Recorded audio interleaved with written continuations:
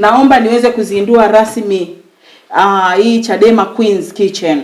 Lengo lao kubwa kwanza kuita hii Chadema Queen's Kitchen ni kwamba waweze kujitolea katika misiba, harusi za wanachama, kuweza kutoa huduma ya chakula pamoja na wakiitwa kupika wataenda, lakini pia wamenunua vyombo kwa ajili ya kuendesha hili zoezi.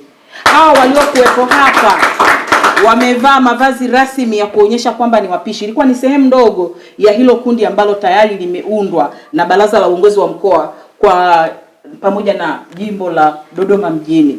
Wanasema wameanza na Dodoma mjini. Baada ya hapo wataenda, wakiamini kwamba Dodoma mjini ndio makao makuu ya nchi, lakini ndio sehemu ambayo ina watu wengi. Na Chadema imefanya hivi mkoa wa Dodoma ili kuweza kuonyesha mfano. Sisi tunadili na jamii. Kwa hiyo swala hili la Chadema Queen's Kitchen halitaishia kuhudumia jamii ya wanachadema tu.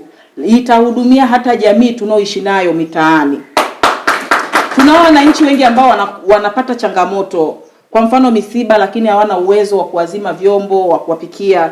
Chadema wakifikiwa kwa maelezo ya mwenyekiti wa mkoa na kwa makubaliano ya viongozi wa jimbo la Dodoma mjini, wamesema wako tayari, wataweza kujitolea kutoa vyombo, na ikibidi wanaweza kundi kama kundi likaenda kusaidia hiyo familia ili kuweza kujikimu katika kipindi hicho cha mpito.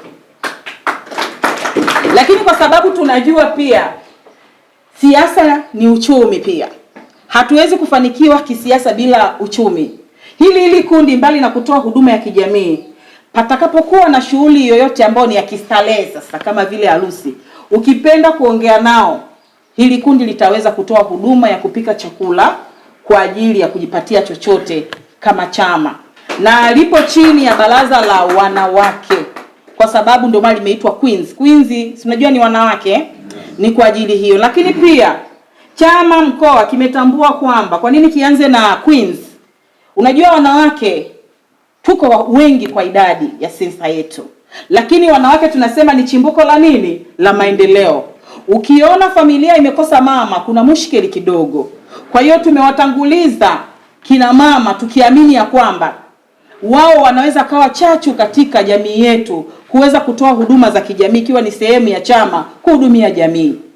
Kwa wanawake tunao wengi, mabinti tunao wengi. Leo ndo tumezindua. Hawa mliowaona hapa ilikuwa ni sehemu ndogo, wengine walikuwa wako jikoni, na wengine tutaendelea kama walivyosema, awamu ya pili itakuwa mwezi Machi.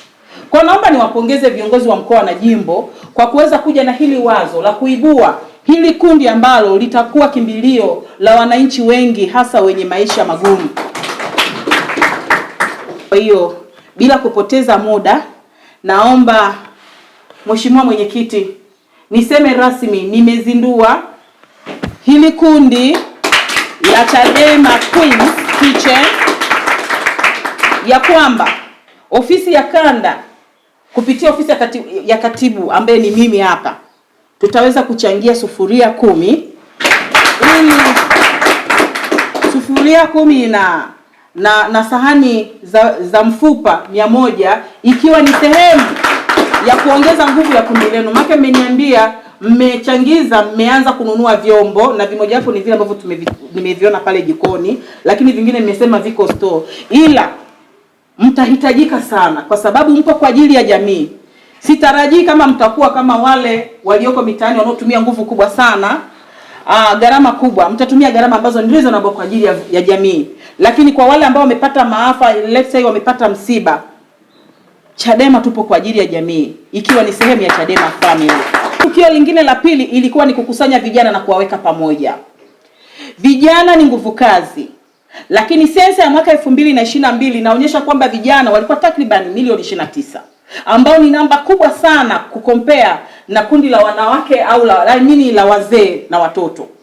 Kwa hiyo kama milioni 61 point something ni wananchi wote waishio Tanzania na 29 ni vijana, maana yake vijana nyie ni wengi kuliko kundi la watoto ambao ni chini ya miaka 18 na wale wazee wasioweza kufanya chochote hadi wasaidiwe, si ndio?